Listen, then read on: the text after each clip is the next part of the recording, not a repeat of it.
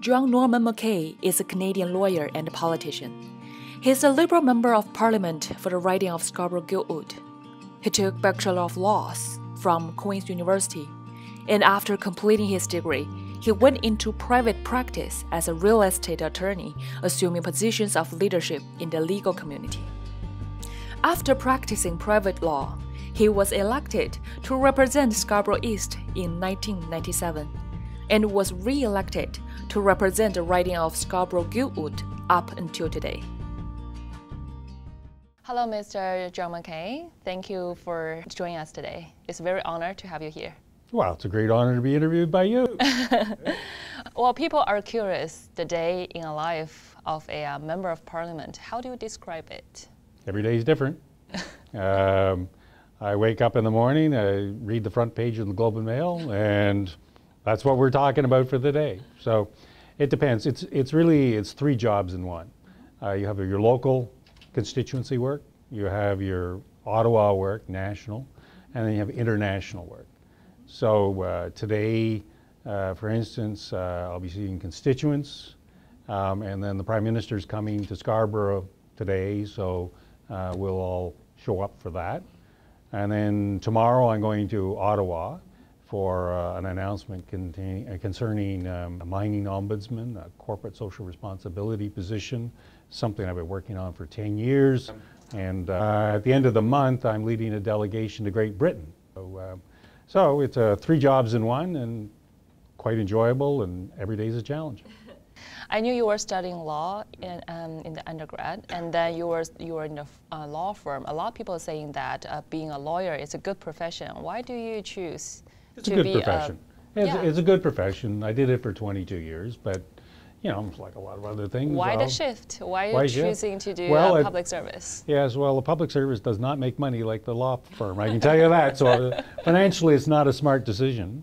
No, I think, you know, when you wake up at the end of your career and you say to yourself, well, what is it I did over the 30 or 40 years that you were working?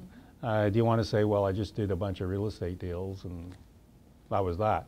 Or do you want to say you did something else or possibly more interesting? And so, as I just described, the life of an MP is, maybe it doesn't pay as well, but it certainly is an interesting life. There's not many real estate lawyers who, you know, get to announce the creation of an ombudsman's office or get to lead delegations to various countries and things of that nature. So, or to engage with the Prime Minister over the various issues of the day.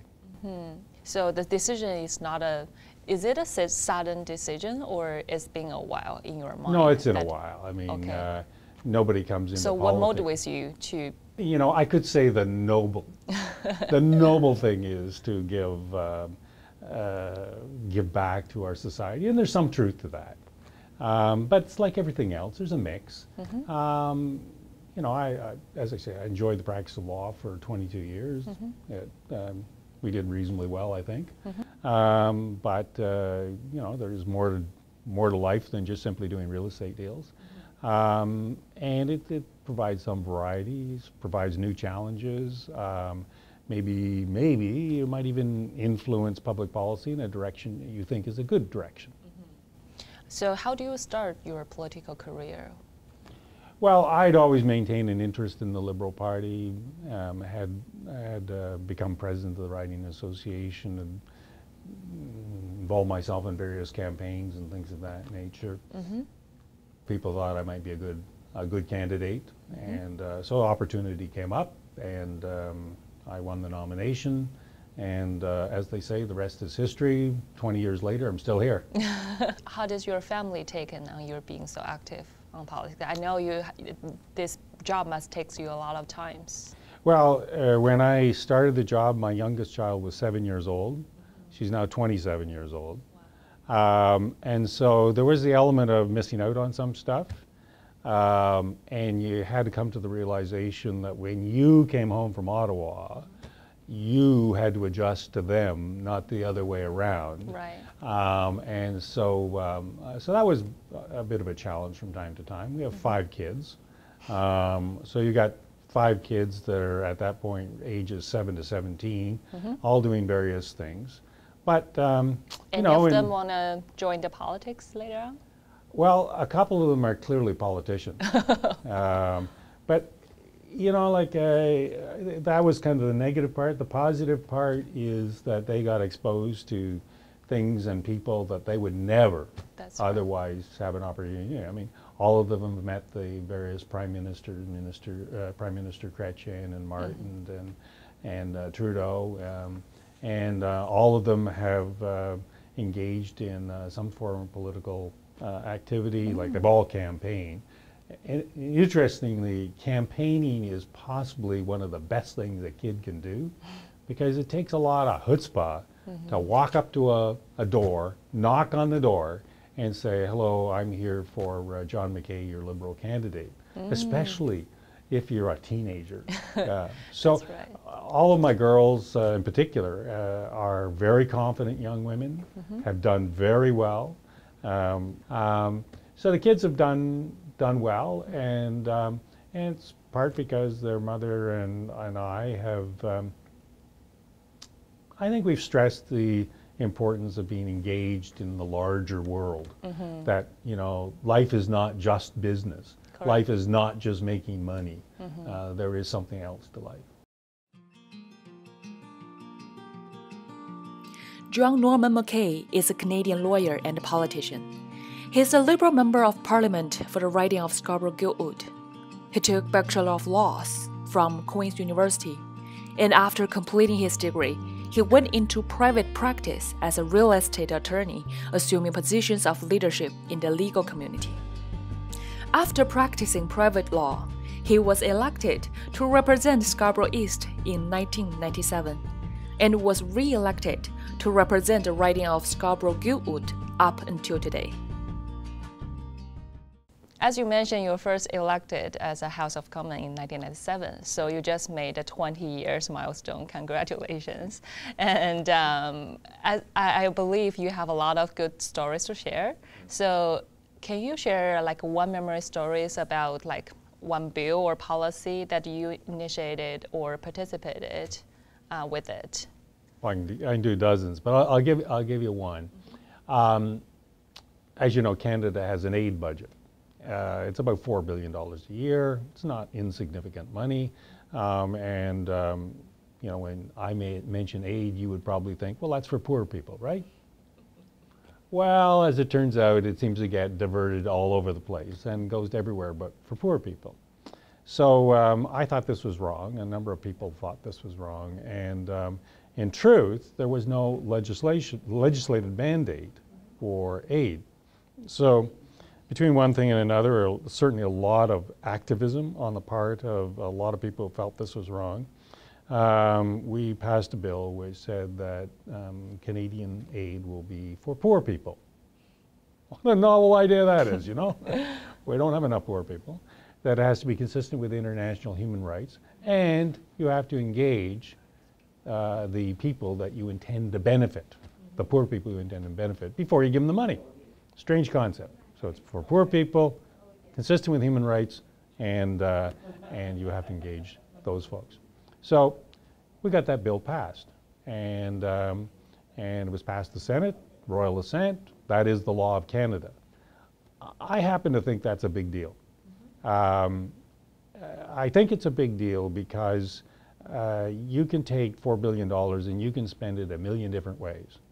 And there's a huge temptation on the part of any government to spend it to the government's benefit, whether it's for political gain or for gaining access to various countries, votes at the United Nations, everything.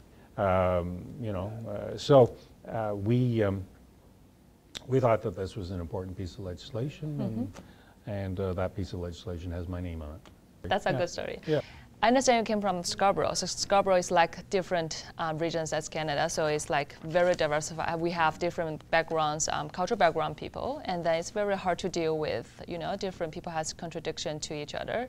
So how do you deal with this on a daily basis? Scarborough, by the way, is the center of the universe. Not many people know that, but your audience now knows that Scarborough is the center of the universe. And the reason for me that it's the center of the universe is that there's virtually no cultural, religious, racial group known to mankind that doesn't live in Scarborough. And you rightly point out that this might be hard, and it is difficult. It's my daily challenge, but it's also my daily privilege, because the first thing you should do as a politician, and really as any human being, really, is listen to what the other person has to say. Right. What a concept! Just actually listen to what they have to say and try to understand where they are coming from. It is challenging, and it is actually Canada's challenge. We have invited into our country pretty well all the aforementioned groups that are in the world. And so far, we've had some success in integrating diverse populations. I think in some respects Canada can make a unique contribution to the functioning of the world, because the world is not getting bigger, it's actually getting smaller. And it's perfectly understandable that people bring their backgrounds, their understandings, their ethnicities, their religions, et cetera, to Canada. Perfectly understandable. But I think where we might run into conflict, and so far we haven't, is that people have to recognize that they are in Canada now. And so your first loyalty is to Canada. It's not to the country back home. It's not to their religion or ethnicity or whatever. You are first and foremost Canadian. So this is a daily challenge of mine. That's right. But also a daily privilege. I've learned more about African countries than I ever thought I could possibly know. As I say, this is a great challenge, but it's also a great privilege. But you start with listening. Recent years, we can see a lot of younger generations join the public sector service, and then, well, you have been in this sector for almost 20 more years, and then do you have any advice for these young people that they want to make a difference in politics? Well, I think you have to look at who you are as a citizen. If you are a Canadian citizen, not only do you have the rights and privileges of this country, but you also have some responsibilities. This country didn't get to be the #1 country in the world because a bunch of people sat back and watched TV. You actually have to engage, whatever your engagement is. And I chose political engagement. Others may choose other forms of engagement. But for those who are interested in political engagement, I think they should, at whatever level, whether it's municipal, provincial, or federal, get involved with a party. It is a party politics game. So pick your party, whatever you think suits your particular constellation of views, and volunteer. Yeah, I mean, we in our campaigns we particularly appreciate the hard work of a lot of young people. You know, that door knocking, etc. From an MP's perspective, I see it as an opportunity for those young people to get experience. You know, it kind of looks pretty good on the resume that you worked for 2 years in Ottawa or Scarborough, it doesn't really much matter which, in an MP's office. And you will be exposed to experiences you won't get anywhere else. And it will make you or break you.